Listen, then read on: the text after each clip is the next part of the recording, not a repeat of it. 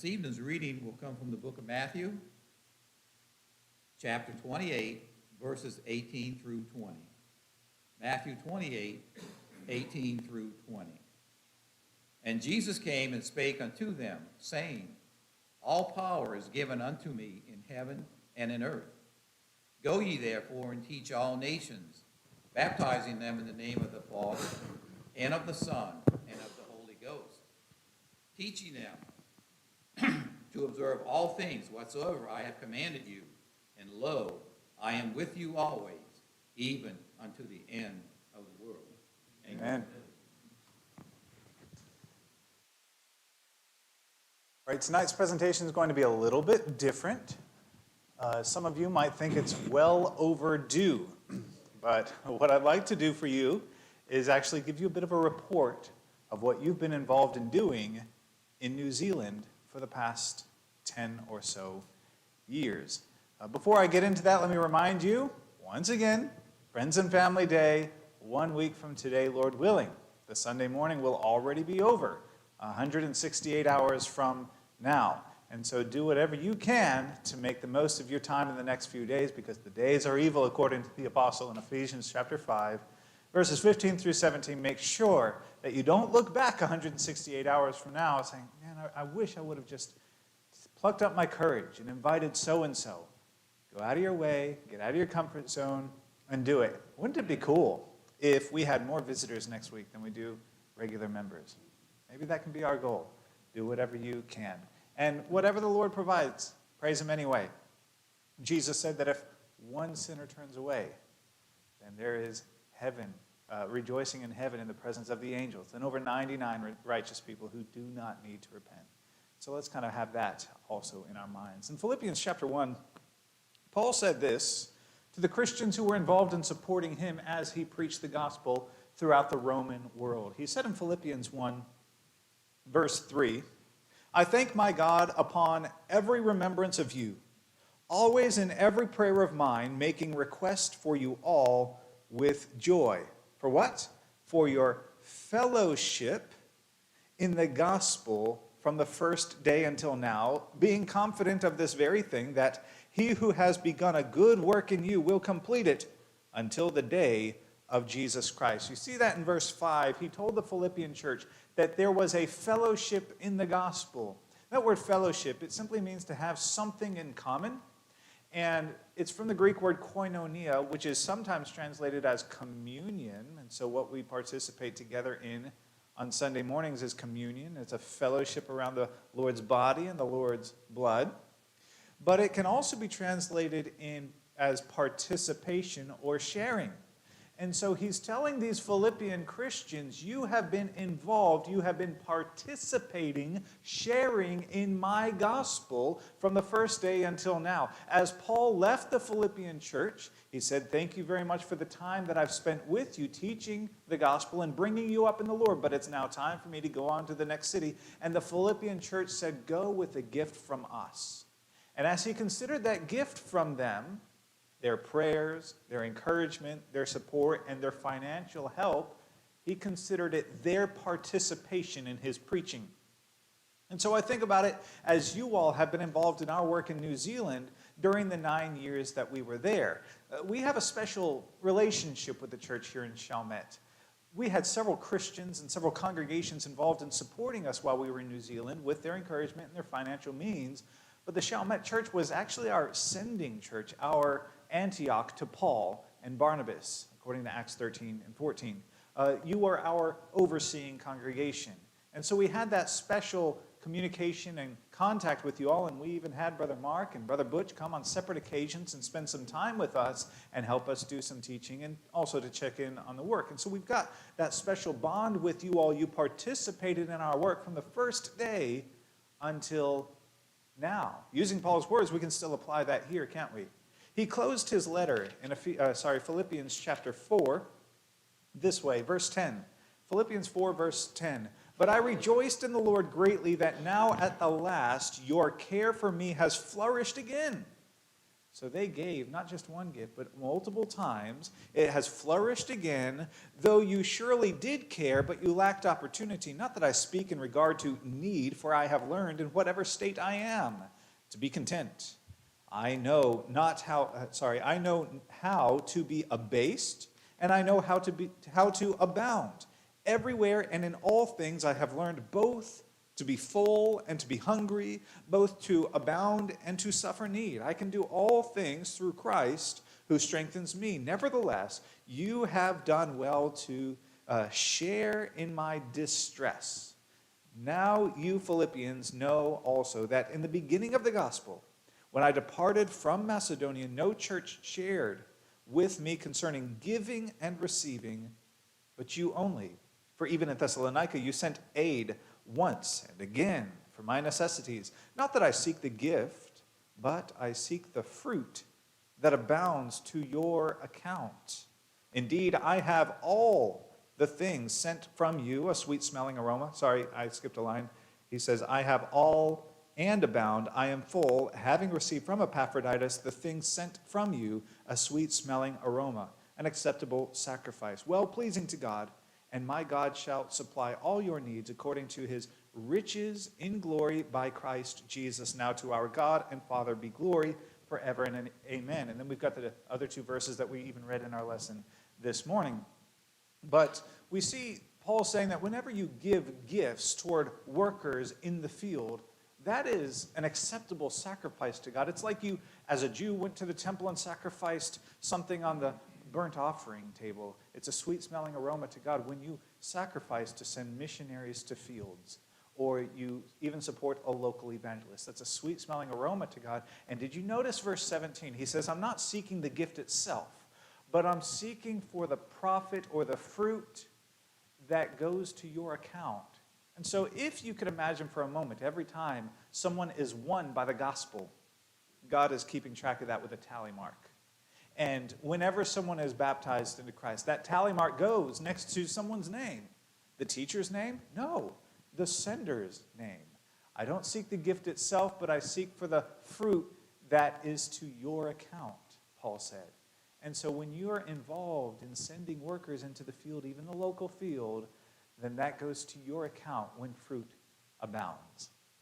And so for those of you who don't know, I'm going to be saying some things that a lot of you do know, but for the sake of those who don't know, we did spend almost exactly 9 years living in New Zealand, plus the 1 year that led up to that move for us to do our survey trip to New Zealand and so on. And so this is how it all began, with a young man named Kevin Moore. Now some of you might say, that guy doesn't look very young to me. Some of you might say, yeah, he's young, depending on where you are on the scale of things. But he looked a lot younger when he went to New Zealand for the first time. When he was 25 years old, he moved to Wellington, New Zealand, the capital city, to work there as an evangelist for 7 years. He worked with the Wellington Church, and that's the Wellington Church in a modern photo. They didn't look like that back then. Some of them in this photo were there back in the 1980s when Kevin went as a single guy. But he went there as a single guy to work with the church as an evangelist for 7 years, working hard in the capital city. But every now and then he got a little bit distracted by the view. Yes, New Zealand has views everywhere you look. It is breathtakingly beautiful, but that's not what I'm talking about. He gazed northward to the city of Porirua, about the same distance as New Orleans is to Chalmette. They're neighbors. It doesn't take long to drive from one to the other. But he was focused in the big capital city, and he kept looking at this growing city just outside the capital city, thinking that would be a great place to eventually plant the church. But just as Nehemiah, people were trying to distract him from his work of rebuilding the city in Jerusalem and the wall. He said, look, I'm doing a good work right now. I cannot come down. And similarly, he said, that would be a good thing to do, but I'm doing a good work now. I cannot come down. But he started talking to the Wellington saints, and they agreed. Maybe one day we can be involved in planting a church in the neighboring city, Porirua. 7 years passed. Well, Kevin worked in the capital city. He went back to the United States for 2 years, and that's when he married Lynn. And they packed their bags, and they went to New Zealand. They went north. But this time they went a little too far north. They didn't go to Porirua. They went to Wanganui, which is 3 hours north, not 20 minutes north. That's okay. They planted the church in Wanganui. And in both cases, I have met several Christians who are thankful to God that Kevin went to Wellington and that Kevin went to Wanganui. So he didn't waste any time or resources, and he planted the church in Wanganui, a city 3 hours north of Wellington. Still having that dream in his heart. That, by the way, in Wanganui is where Caitlin and Lauren were born. So similar to our boys, they have 2 children who were born in New Zealand. But they still had in mind that one day, maybe the Moore family and the Wellington church can be involved in planting a church in Porirua, New Zealand. And finally, started talking about that in about 2008, 2009, after spending 7 years. Oh, let me tell you this story too. After spending 7 years in Wanganui, Kevin, Lynn, Lauren, and Caitlin moved back to the United States in about July, August 2003. It's a very significant time in my life because that's when I was learning the gospel. And I obeyed the gospel the first Saturday of August 2003. Soon afterward, I was worshiping with the church in Estes, Henderson, Tennessee, the Estes congregation. And I was so new in the faith. Remember, I didn't grow up reading the Bible or hearing sermons or anything like that. And an elder came to the microphone one Sunday and he said, well, instead of our normal lesson this morning, we're going to hear a report from a missionary coming back after working 7 years in New Zealand. And from the time it took for him to sit down and Kevin to stand up and come to the microphone, I leaned over to my friend and I said, what's a missionary? I'd never heard the word before. And so quickly she had to think of, how do I define a missionary? And so she said, that's someone who travels the world and teaches the people the Bible for a living. I thought, hey, that's a pretty cool idea. Someone just spent their spare time teaching me the gospel. What if I could do that full time?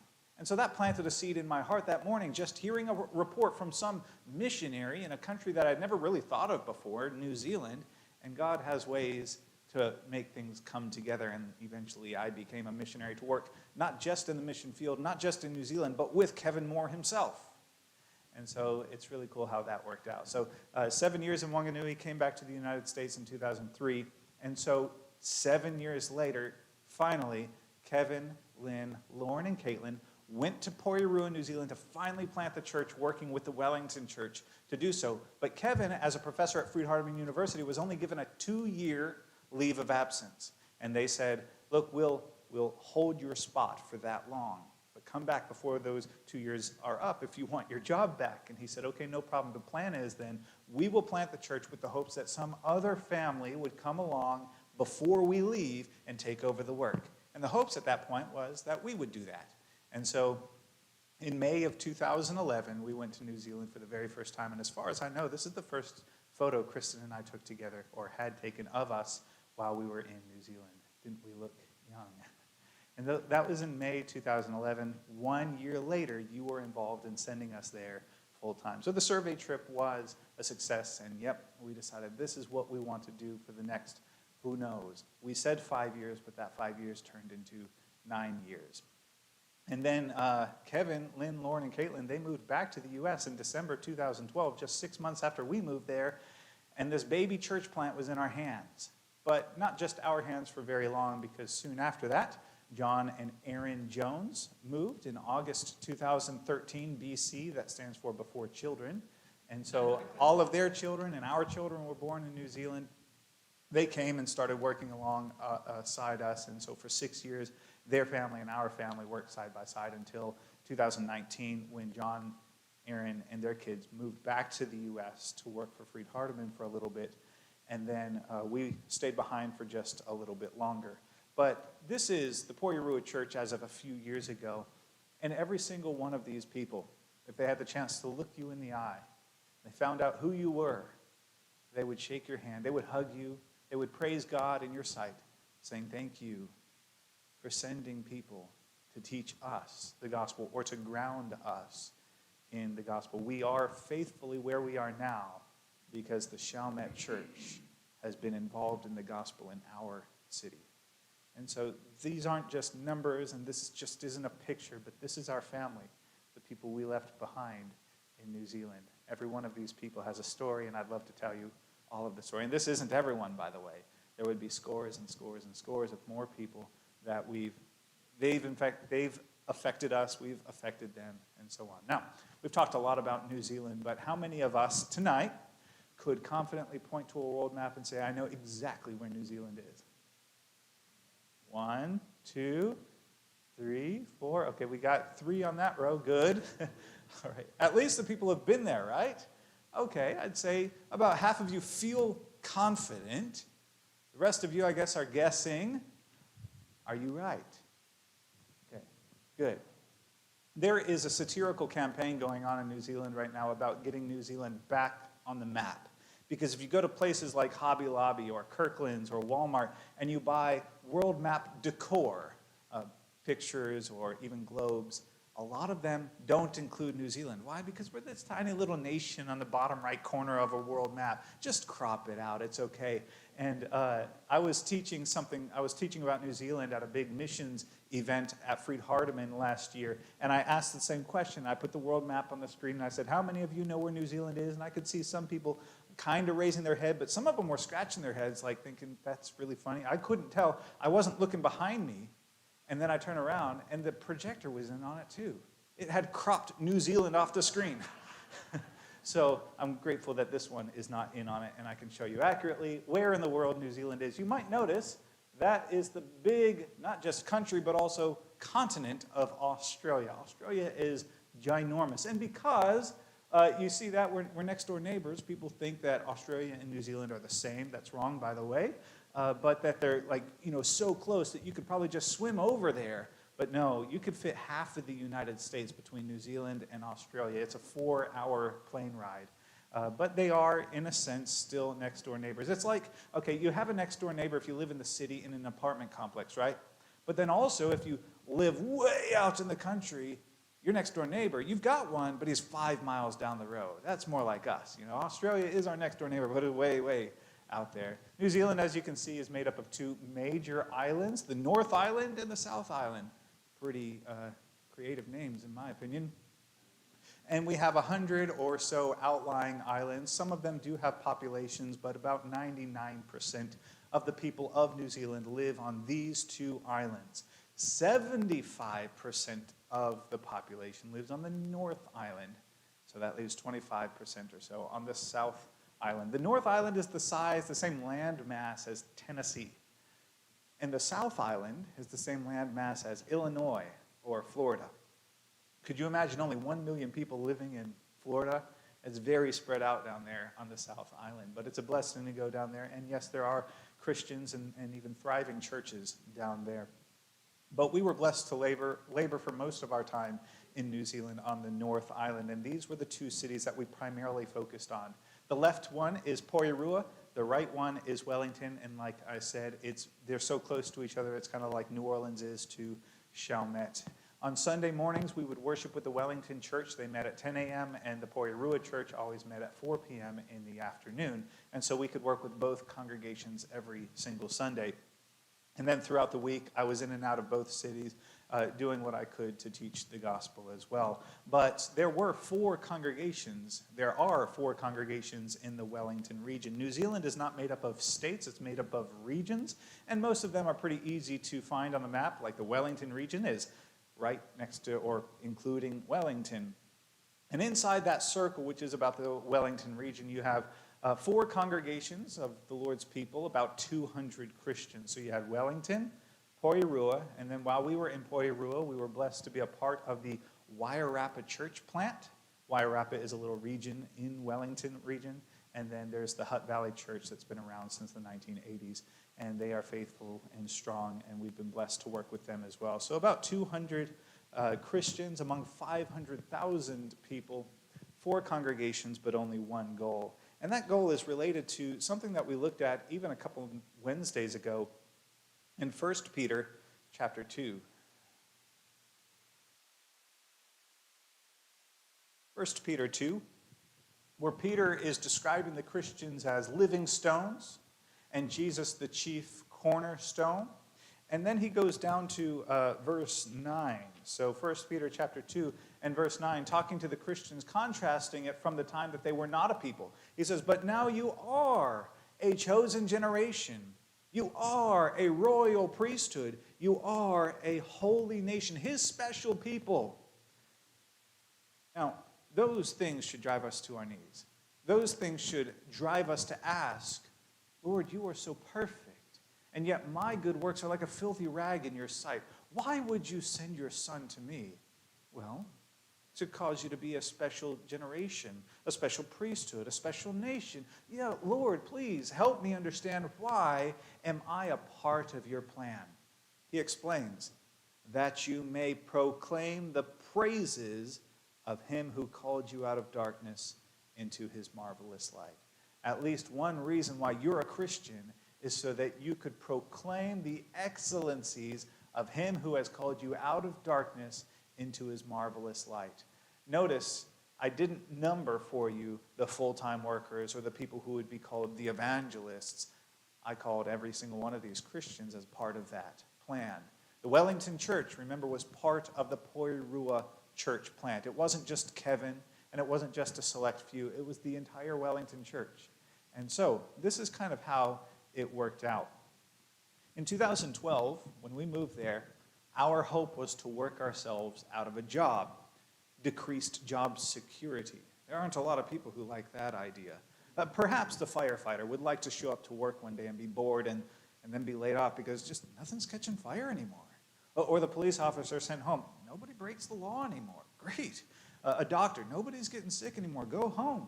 We would appreciate decreased job security in those fields, right? But most of us want increased job security. But the idea was, and of course there's always people to reach, so it's not like we would ever get to the point in Wellington or anywhere in the world where there's just nobody to teach the gospel to. And even if the entire city was converted, there'd still be the teaching in the Lord.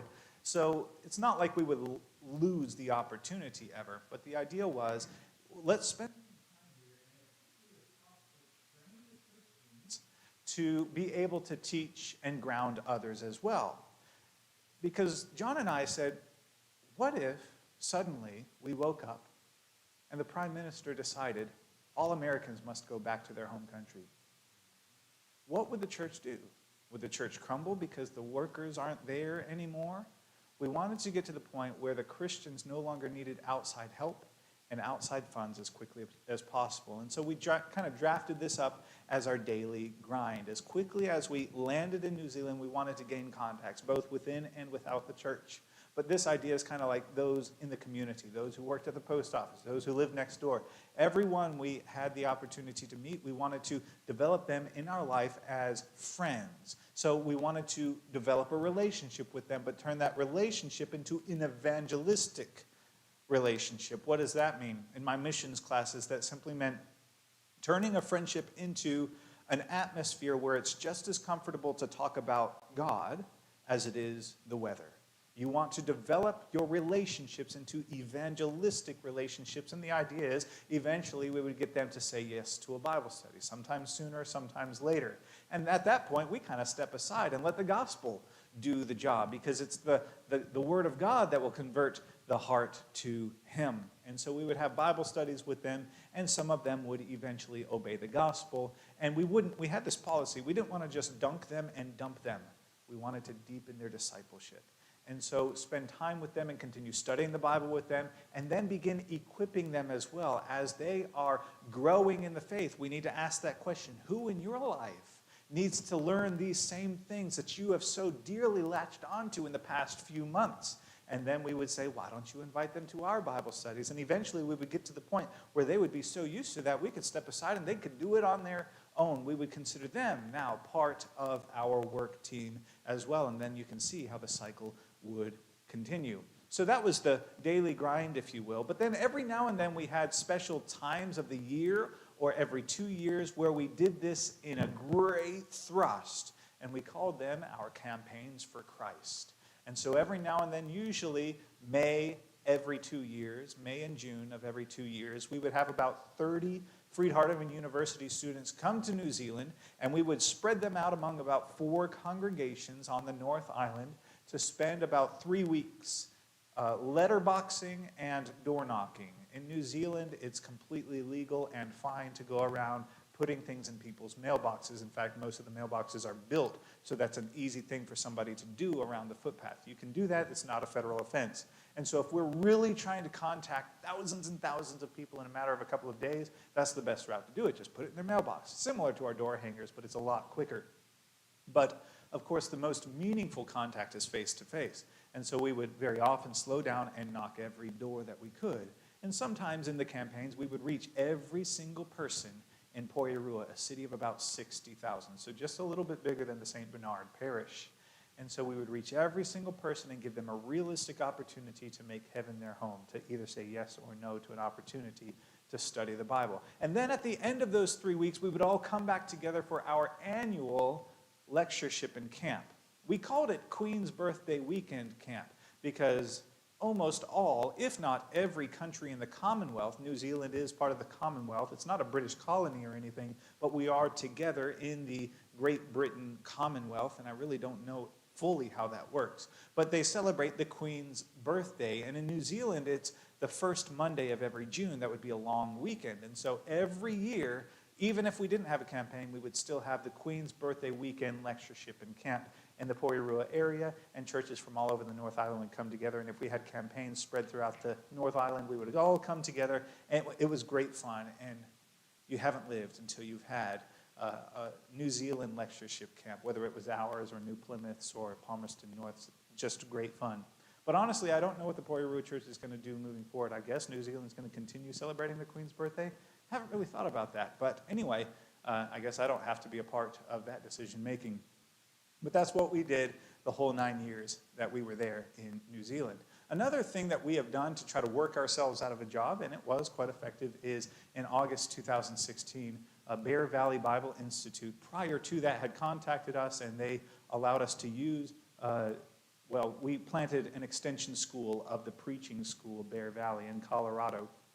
Now, their website is wetrainpreachers.com, and certainly we wanted to train preachers, but our school in Wellington was not just a preacher training school. In fact, we usually had more women enrolled than we did men. It was just people who wanted to ground themselves and spend 2 years to study every single book of the Bible, and then practical courses like evangelism, Christian ethics, Christian apologetics, and so on. And after 2 years, if they were a full-time student, they would graduate with a certificate. And a lot of the extension schools, there are dozens of extension schools for Bear Valley around the world. A lot of them depend on American teachers to come out and teach short courses or to teach online. But the New Zealand one was blessed that we had 100% New Zealand staff and faculty to teach this program. And the first 3 students we had to graduate from Bear Valley in New Zealand were Daniel, Dora, and Jay. Daniel is now working as a carpenter out of Wanganui. He drives about an hour every Sunday to work with the church in Palmerston North, and so he is what you might call a tent maker, where he earns his own living by working with his hands, but he spends all of his free time, as much as he can at least, evangelizing. Dora worked and still is working full-time for the church as a personal evangelist. She does get some of her pay from the church in Poirua, but she also is a tent maker in that she has an embroidery and sewing business. And what she does with her free time is she goes throughout the community and she sets personal Bible studies, usually with ladies in her extended family. Almost everybody in Poirua is related to her. That's, we got one of those families around here, don't we? And so you go up to Dora, hey, meet my cousin. This is like the 80th cousin I've met. Yeah, they're my cousin too. And she's constantly studying the Bible with these people. She also teaches children's classes. And Jay as well, he worked full-time for the church in Poirua as an evangelist, preacher, and Bible class teacher. And so it's a blessing that they were very often doing these things even before they were officially educated, but it's cool to stick a certificate in their hand saying that they have now studied through the Bear Valley Bible program. And this is Monique, Josiah, and Michelle. They're the next 3 people we were able to graduate, and they would also have similar stories to tell. Another way that we have worked ourselves out of the job is by the Make Disciples training program. Hopefully that is self-explanatory. It's a program that trains people to make disciples. And I'm also very happy to say that I'm bringing it here. So in Chalmette, starting in February, Lord willing, I'll be teaching through this 10-week program. There's a sign-up list out there on the bulletin board. But it is a 10-week intensive program about a university-level thing. So it's not just like a Sunday morning Bible class. It's serious about learning how to make disciples. And if you're interested, please sign up. If you've got questions, come and talk to me about it. But this was our very first class. We taught it several times while in New Zealand. And this is Max right there. In November 2017, we met him, and I started Bible studies with him. Not long after that, even before November was up, I had completely taught him through the gospel and baptized him. 2 months later, he was enrolled in the Make Disciples training program. And this group of, I don't know how many it is, a dozen or so students, they had set 42 Bible studies by the end of the 10 weeks. And none of these people would have been considered full-time or even part-time evangelists prior to that. These people signed up for the program because they didn't know how to start conversations with strangers or how to set or conduct Bible studies with others.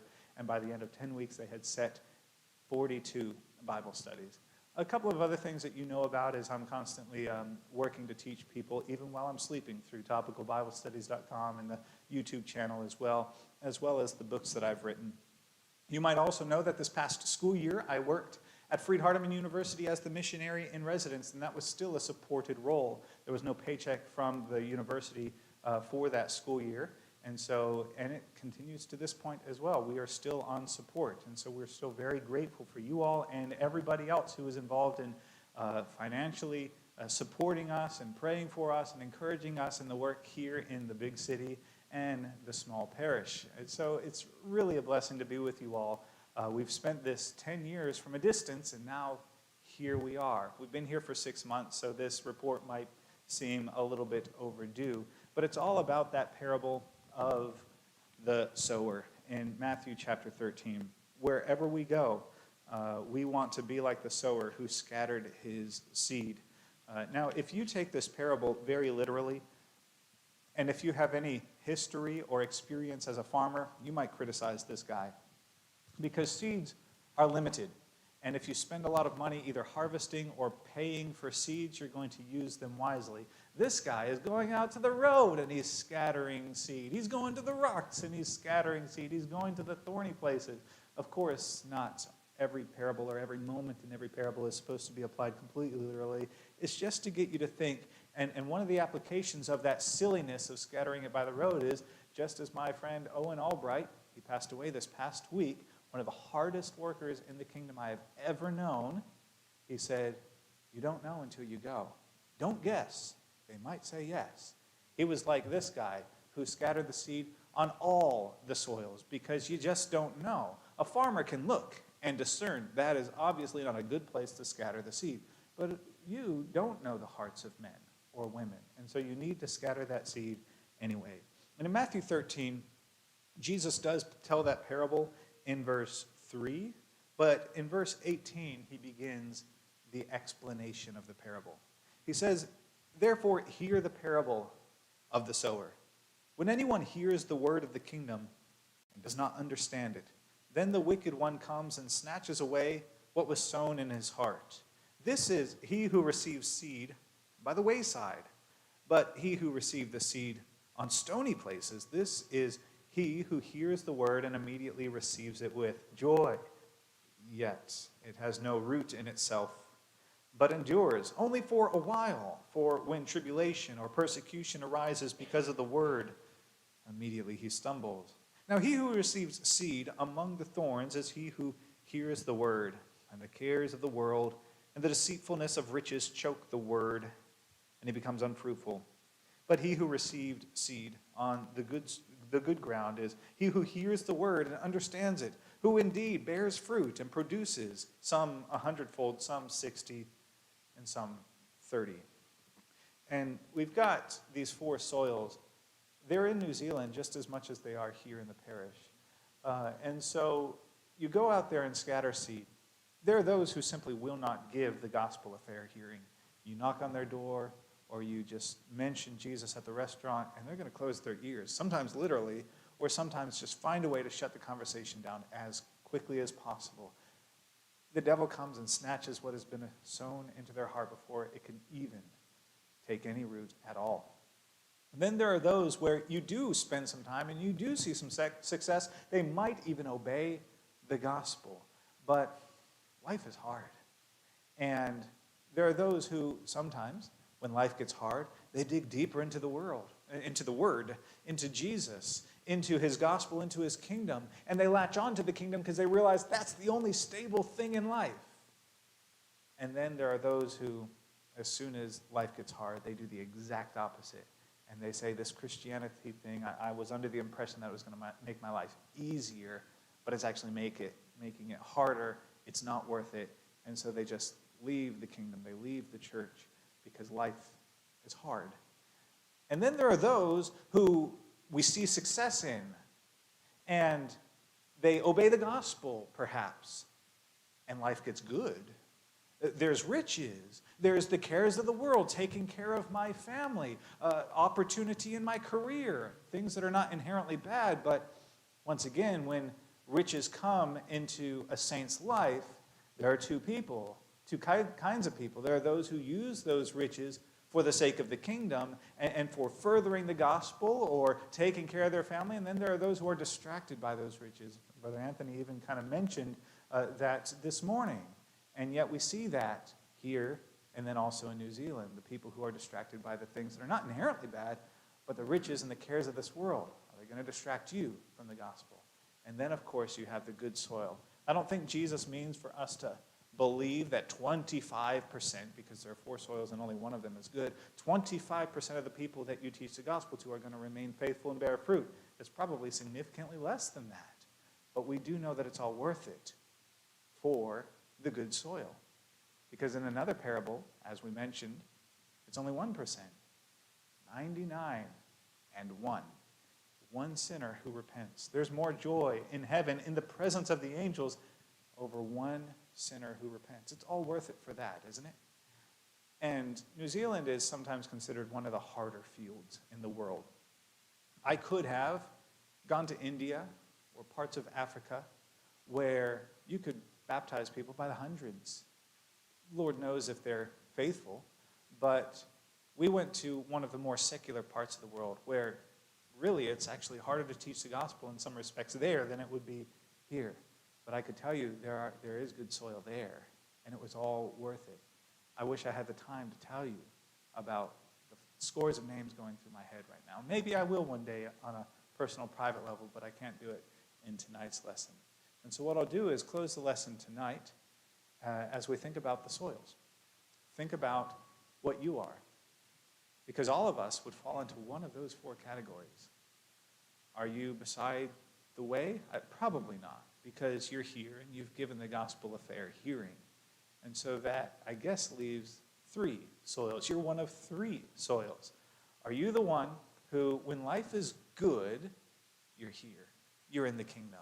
But when life is hard, forget about it, because I have other things to focus on, and I thought Christianity was the answer to all my problems. Are you the thorny place where you're distracted by the exciting and good things of life as opposed to always keeping the kingdom first? Or are you the good soil? And if you're not among the good soil, what can we do to help you to till that ground a little bit more and turn that rocky, thorny part of your heart into good soil? We're here to help you. And if we could do that in a public way, come forward as we stand.